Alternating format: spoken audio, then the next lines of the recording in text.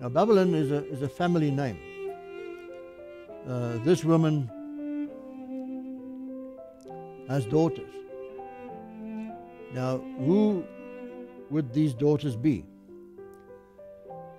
Well, the only logical conclusion is that it must be the churches that came from her. And that would be the churches of the Reformation. They are still today drinking from the same cup. They are in the same tradition, and they are teaching the same doctrines. I know, because I come from there. And the tragic fact is that thousands, if it's not millions,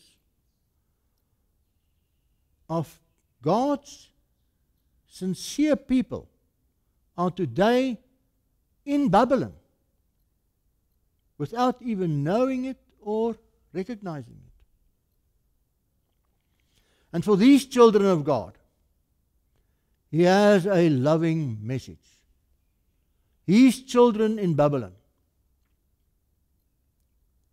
Listen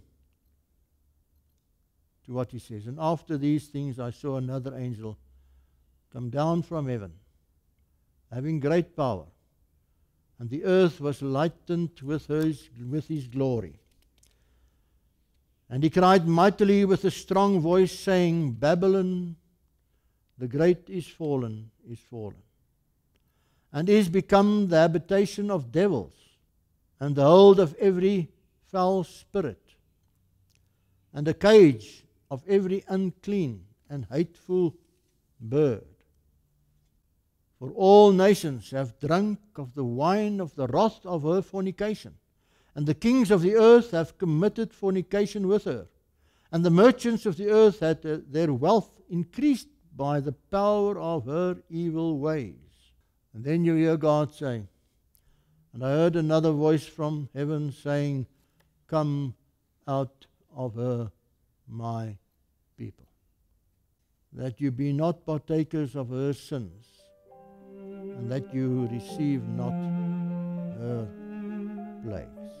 These verses actually tells us that most of God's children in the end time, just before the second coming, will actually still be in Babylon.